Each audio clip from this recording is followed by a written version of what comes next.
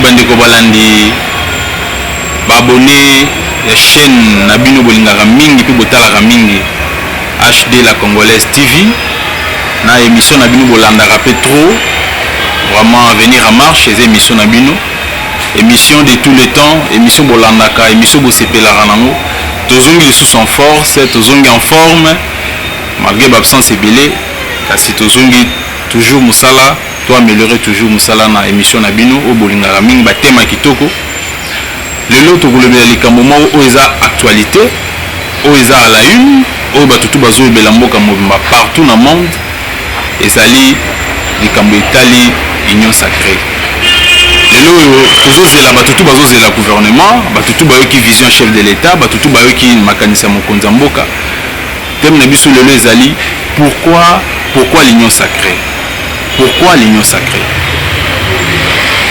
tolingi toyeba mokonzi ya mboka alingi asala nini makanisi na ye eza nini tozalaki avant na coalition FCC Cash lelo tokomi na union sacrée au gouvernement dans quelques jours ou dans quelques semaines 6 mois de mars il paraît que Kobima osé la nomination premier ministre mais le problème est que pourquoi l'union sacrée qu'est-ce qui a fait que l'union sacrée est botama tokolobelango pe tozo continuer kolobelango le problème est que tozo na toyeba vision ya mokonzi ya mboka lelo tout le monde azolobela union sacrée union sacrée soki lelo eza koexiste ezaki liboso rêve bato tu bazolobaka eza en échec consultation parce que mokonzi ya mboka bande na consultation tomoni ayembi bato nyonso et aujourd'hui tozozela gouvernement bima azwi majorité na parlement et na sénat pe tozomonaki makambo ezokende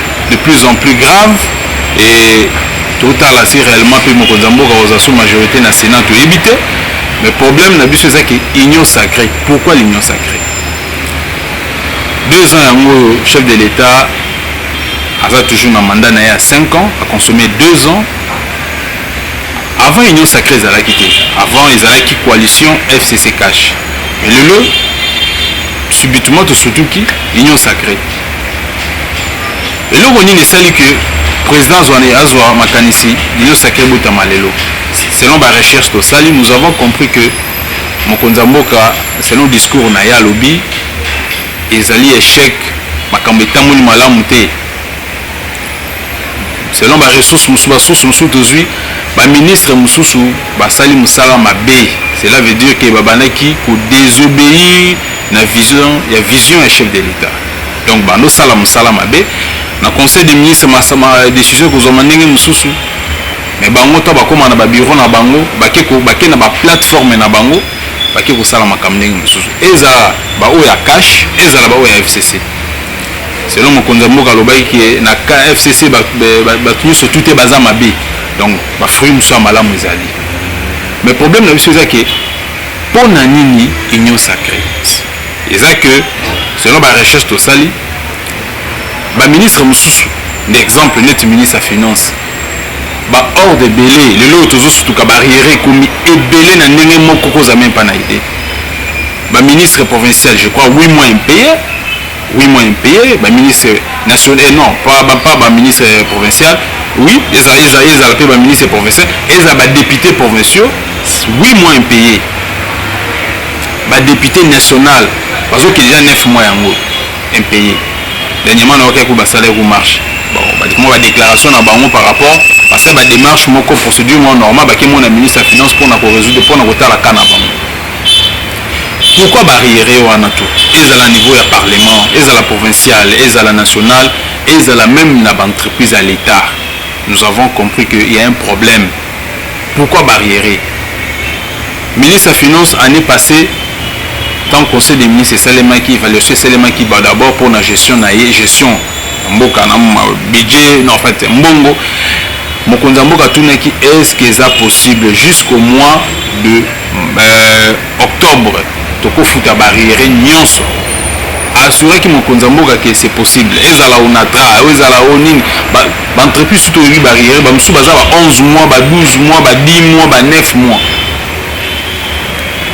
mais tokamwe ti tokoti si 2020 tokoti 2021 barrière ezokontinue kaka ba médecin grève OK côté ba enseignant ko kolobate gratuité échec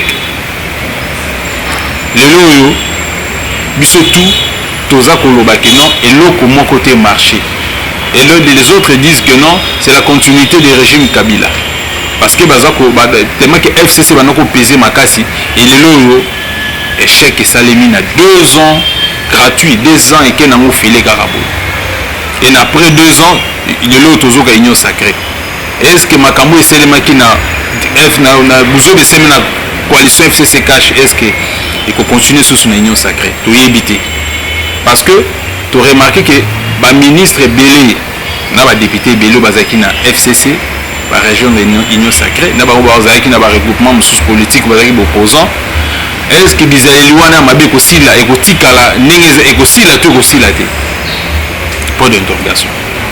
Et là, ça la passe mingi. Les politiciens congolais va changer la veste à tout moment. Il suffit que l'intérêt à l'emplacement monique non, on a commis coïncide à changer une forme.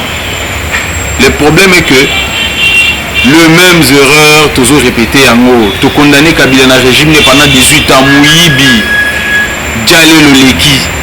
Et ça continue. C'est comme si tu peux sa raison dans bateau baloba que non, Kabila ça dans le pouvoir. Alors que tous un président Moussoussou. Merci le roi chef de l'État reconnaître que Mboke Tambolé Malamute, mais tous a besoin tout le monde à changement parce que l'autre FCC est une union sacrée. Espérons que la union sacrée Makama Moussoussou, Makama Malam Kubuta, Bizele Lama Bewan et Zakina, FCC cache ici. Parce que tout l'embi. Tous a toujours le même problème. Gratuité, échec. Travaux exemple de Dimambaso de mouton en tout cas nazolo la mambebele du coup parce que ça fait mal na kanda ils ont fait ça na kanda na kambasoni du jamais vu saut de mouton ça lit 2 ans ok 3 ans 2 ans na Sénégal saut de mouton ça là 6 mois même 4 cause il y a bango pour moulaï 6 mois biso 2 ans et créer un embouteillage, et créer un stress, et créer un problème. 2 ans, vraiment. Nous sommes un échec pendant 2 ans, les chefs de l'État. Et l'équipe est un échec. C'est un échec. Donc, pour tout comprendre, échec il y a FCC, et ça que nous, le ministre qui peut désobéir dans l'ordre des chefs de l'État. Qui peut soutenir mon konzambo kate, qui peut sungaïté. Na conseil des ministres baroyoka na ndenge mususu tant bakene oh non bazo bengena ni yemei o tefo yemei yemoko yemei pazate api ba barrière balongo ba barrière avec na gelem balongo liango yemei azapete azani kuna na est sope na katanga sope na wapi tozo kaka za na katanga yemei en tout cas ba continue biso tant que vous avez bakonzi te boyaka envers population vous avez discours à malamu bosunga nga bo voter ngai zo na komi to ko changer makam tant non peut vous fonction te ba pesi bino non ba pesi bino espace na télé bolobaka bien mais tant beaucoup mar un exercice à pouvoir il y a toujours un problème. Le problème est que bon monde a carrément na bino na ba plateforme na bino na ba parti na bino. C'est comme si politique à Congo ça que nous sommes ministre et là les bosso font voir misana na parti na yo d'abord non yo moko famille na yo et de deux pour enrichir parti na yo peut couper sa crédibilité soit disant crédibilité na présider ba plateforme na bino. Bozo servir mboka te bozo servir ba parti na bino na ba famille na bino.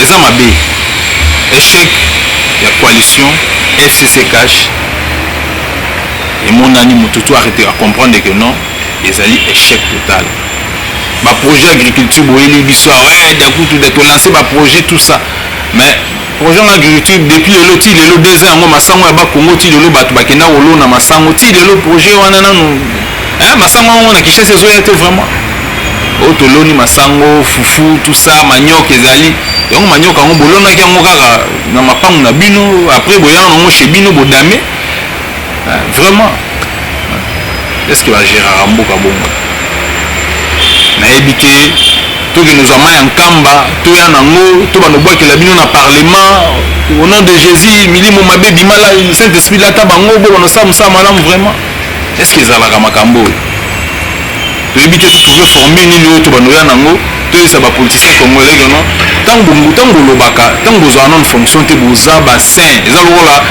boza ba saint mutu ya kwa ba tout so ba côté église mutu tout aza saint parce que saint esprit aza wana tout ça debeka que dès que bozo bima après église tozongi na biso lokolo ande mona bino so na bozu pouvoir te bokomaka na ba promesse moko c'est comme si bokomisa Congo paradis mais c'est fiki boza na pouvoir mawatro espérons que union sacrée ekobota mbomalamu eza souhait ya moto nyonso elo mosusu ngana loba échec ya FCC cache euti wapi nani asali ke échec ya FCC cache eza est-ce que eza sénateur Joseph Kabila est-ce que eza président Tshisekedi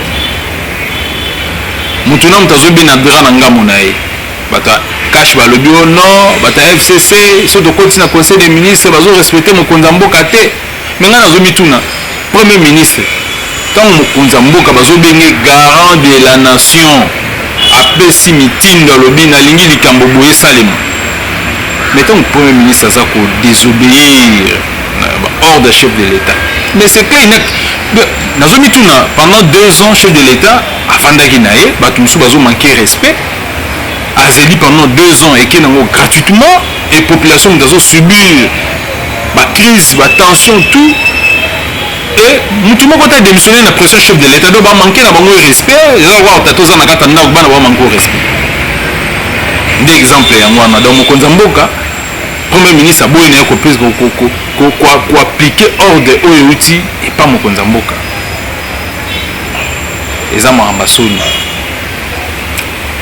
lelo oyo tozokaka na este bachange susu moto banomaki chargé opération badélégué motu mosusu parce que baremarke ke non machine oyo ezalaki na nazokamwa armée ezalaka politique c'est comme si na Congo armée koma nango politisé de comment non normal quelque soit banomination bagénéraux mpona kotia fin na guerre na est mais tellement que machine ya FCC ya mabe même na niveau ya armée ezokobloke guerre na est esila te Beni je me rappelle kimekotaki na Beni mais ezonga na kimeko ezalaka nango su te batuerie ekota donc on se demande c'est quoi le problème tolongola armée mobimba ya Congo toketinda yango na pays mosusu to badefisa biso basoda mosusu bendengeni nomination de généraux écrit problème oh non pourquoi chef de l'état nommé mais aza garant de la nation soka monique ezana franchement réseau simbaté soka nommé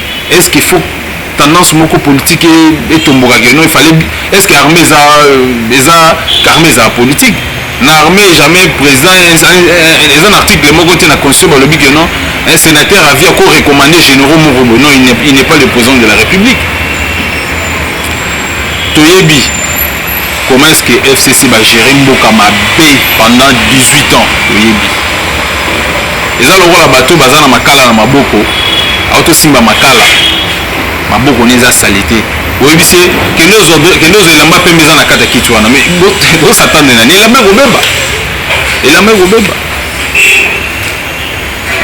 ekobeba banani batenir échec na 2 ans de chef de l'état pendant 2 ans coalition FCC cache échec balobi ke non tout de tout bainstitution nyonso ya minene banokosimbama na maboko ya FCC finance parlement sénat y compris même gestion ya entreprise minier c'est toujours ce qu'on appelle même si baza na tendance politique mais baza bami proche et ancien chef de l'état gestion mboka ezalaki mabe na ye te mpona kokondane elle moko buna alobaki non FCC bagéraki mabe parce que baza na kati ya coalition quelque part boservi mboka te bomiservi bino moko bapoliticien c'est bien kokondane baninga bino bogéraki pendant 18 ans y compris même baministre ya cash ya des ministres même tokotanga mpe bakombo te mais tokotanga baministère na bango neti ministre ya santé eza mwamba soni mbonga covid ya corona awa boye badisposaki budget moko mpona équipe ya riposte depuis année passée bato mosusu bazalaki mpeye bagrève esalami tomoni bamarche mbongo wana eke wapi Tout na sous ministre à finance, tout na ministre à finance les sous. Mon réponse est que na wapi. Batu musu baza ben payé. Tu éviter est-ce que makamongo soukandeni, est-ce que ba futa bango trop même na kati ya cash pay hein, ba aventure eza trop. To sunga mboka, to servir mboka et kozala malamu. Tant vous en la fonction, ba nommer bino pona ba famille na bino te, ba nommer bino pona ko servir mboka. Échec FCC cash, échec total. Matro au servir mboka bité, au servir bino mo abum na bino. Est-ce que ba erreur oyo esalemaki la coalition FCC cash, est-ce que erreur wana eko continuer na kati ya union sacrée? Ba disposition ni chef de l'état zui pona union sacrée. Ba disposition ni nezwami. Toyeki union sacrée eza plateforme était politique était. Union sacrée ezali vision ya chef de l'état. Bato nyonso tu balongwe batiki ba plateforme na botiki ba plateforme te o nazaki na cash nazaki na FCC oza na FCC ozaka na cash mais oyi na union sacrée comme oyi ko contribuer ko bakisa pierre libanga likolo ya vision chef de l'état oyi te pona plateforme na yo etindi yo po sala n'importe quoi. Union sacrée ezali vision chef de l'état eza plateforme te eza plateforme politique te. So vous avez un MLC, tu as un MLC. So vous avez un IDPS, vous avez un IDPS. Donc, ingolo batik non so vous avez un IDPS ou une union sacrée. Tu peux te réveiller un bon matin, un bon va penser qu'il prend un misala. Aux bon damina yo parce que dit que non aux anakata union sacrée. Bizali loin ma bizaki na FCC cash, il faut ici là parce que union sacrée a vision mususu. Pour servir mboka. Vous avez exemple va payer va voisin te va payer va sala musala bango senti que non malgré baza na kata coalition mais la priorité c'est de servir le pays. C'est ça même la priorité. De servir mboka. Biso peut toujours servir mboka na kosa l'émission. Toujours pesa ba idée à malamu, toujours pesa pe conseil que non. So vous en fonction ezali pona yote pona mwasi na bana na ote na famille note c'est pour le pays eza pona mboka to servir mboka to continue ko servir mboka parce que ko servir mboka eza malamu to lingi te berero eselemaki na coalition FCC cache continue de susciter la union sacrée berero oyo eselemi en tout cas eza grave exemple neti lo moni na lo battre capital awa neti échec à gratuité. Comment fait-il que l'enseignement Batouba qui nous y bat donc la mouki boibi 64 milliards de francs congolais mbongo ya tata na bino abombela kino na palais mbongo mboka bokomisa mbongo na bino botonga bandaku botelisa ba immeuble na facilité botinga bana poto batanga bien po bayaka suko konzaka biso bayiba ndeti bino batata na bango batata na bino donc comment on normal exemple ndeti ministre na biso EPSP hein école moka tongi kuna boyi lokola ba école esila te batongo nde na mandalala na tableau moko ya libaya na en tout cas je crois tokosenga vraiment batila biso image wana to bomona image ya école ndenge ezali makamba soni qualité vraiment est-ce que gratuité nde école a bongo 21e siècle ya lelo bana bakotanga na bacondition wana vraiment ye mona ministre EPSP ba ekolo ya tongia on a Kinshasa je crois c'est venu bien c'est venu est-ce que ça na ba norme na ekolo ya tongi pona bana mboka ya ye moko na tonga na ba norme ya bien ya kitoko mais mbongo ya mboka ba tia na service pona kotonga ba école pona gratuité ko tonga école mandalala ko eza motima mabeza kindoki eza kindoki eza vraiment kindoki mbote o kombe école nini Bakonga. Willy Bakonga oya ministre? Oya école à l'état? À l'état. Combien école ni? Bakonga. Comment on peut école Willy Bakonga? Ah, toi na mboka ni? Bokake. Est-ce que au classe ni na classe ni?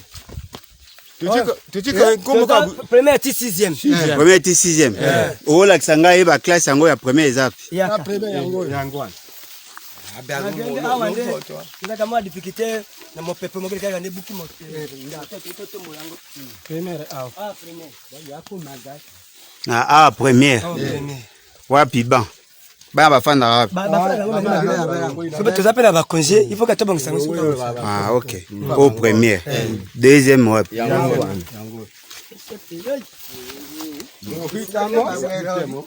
Deuxième yango.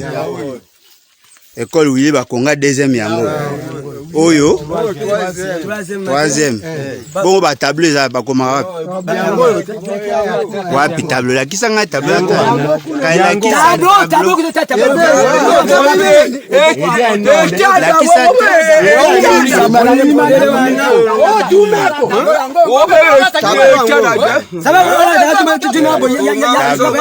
la troisième. Oh siko wapi? Ah quatrième. Tableau yango.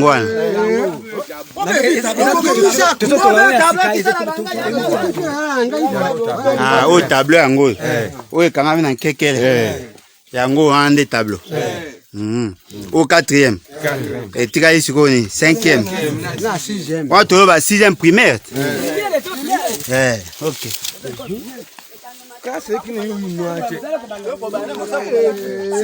Cinquième yango. Oh, to mono nde baban. Yango baban. Ah, OK. Oh, cinquième, sixième yango kuna. Yango. Au tableau à cinquième. Ah, OK. Ah, au tableau à sixième. Sixième primaire. Oh, kuna ndako ya bureau. Ah, OK. Ah, tu as un boucaquet, non? Ah, OK. Sikoyo, nani, WC zap, toilette. Même si vous promettez, je me rappelle l'époque à ma tête, toujours quand 1000 écoles. Kimbu to kutu ntanga gouverneur o 800 écoles na rotonga. Tout le monde en moté. Donc attends, so 800, so 600, so 800 écoles. Tout le monde en moté. Matata o 1000 écoles. Mais finalement, bino pena ba discours bo ba vraiment. Yango ba discours quand on ba sa bo sala ba discours ngo. Ba sala la bino moi liboke moko pembeni bo na soupu na ebite so bolinga ko bolinga maboke mi ko bino mingi zala ba kota ba kinkolo so ke bo mona nga ba ministre bazawana. So olé liboke no ya soupu ya ngolo. Au vendre commis discours na yo au té na tonga 1000 écoles gratuité échec 19 000 écoles fantômes makamba soni dombo wana bolera na bino ministre de justice continue au sam sala na yo continue ko kanga esila esukaka te ko kanga se couper se couper te continue ko kanga ba inutile lo mbongo balia na bango y compris même il y a des écoles fantômes catholiques soi-disant et que ils avaient des écoles mususu ba koti sango na confession religieuse mususu les écoles n'existent pas ils en a carte gratuité bozo salir na image il y a église catholique la majorité des écoles est belé tous en amour à l'état et c'est des écoles catholiques surtout tous qui n'ont enseignement kitoko et ça plus l'école catholique. Mais beaucoup de ça na bino buzo banakati kuna kapo bozo crédibilité kaka mo boye bo lire na bino mbongo to servir mboka ko en tout cas to senga vraiment na réalisateur na biso ache la biso pe image ya remise et reprise ya image wana ya Sénat et ça la biso bien hein image wana ça la biso bien pour to lobeli makambo ça très important surtout pour na ba erreur eselemaki na régime na coalition FCC cash et le autre qui est l'union sacrée tous au moins les sons tout comparé tout dans la place to routine na place to kende mboka eza biso nyonso mboka eza bendividité so comme ministre ou comme député il faut koyeba pe que mandat pesi la ranango mandat monsieur koya et belé baza ba ministre na 2011 na ba 2018 élection que ba postulé Sony bolobi trop mais bon ba pe ke ba oyo bozali kokena union sacrée c'est bon mais bo servir mboka bo continue ko servir mboka za malamu mboka za biso nyonso to mona pe évolution ezalaki 18 ans eleki to leli mais à 3 ans est-ce que bo sala vraiment to senga na bande on a biso oyo ya FCC ba ine union sacrée boye ko servir mboka boye te pona ba intérêt na bino. Premièrement ya bandako na bino te. Deuxièmement, il y a parti na bino te. Troisièmement, il y a plateforme na bino te na yeme na bino te. Donc boye ko servir mboka. Bizali la mabe ba détournement ya ko désobéir na chef de l'État. Et si là, parce que tu continues toujours à dénoncer. Ministre de la Justice, continue au Salam na yo. Procureur général, parquet différent. Bon, continue toujours au Salam Sanabino parce que l'Union sacrée est AGT. Donc, les alliés vision où lui surtout photo soutenir. Bah, où il va au Salam Makamoun. En dehors, il y a hors des chefs de l'État. En tout cas, tous en a pour dénoncer. Et que c'est vraiment justice à Salam Salana.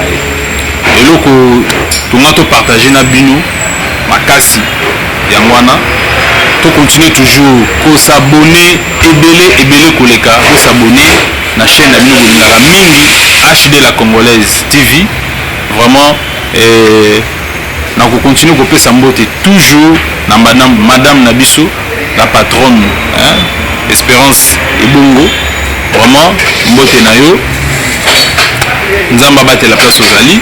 Et ne pas oublier Joseph Corneille Mangoto, vraiment réalisateur de tout le temps, le cordon, Mbotenayo, Serge Salissa, il place aux alliés, Énergie, Ikunde, et Papa Ndema, vraiment les tailleurs de tout le temps, Mbotenayo, et équipe Union Sognon, il y a HD la Congolaise TV. Beau s'abonner, beau continuer à s'abonner pour émission Zonge Lengi. Tout changer façon ça l'émission. Vraiment merci beaucoup, Nzamba Batela.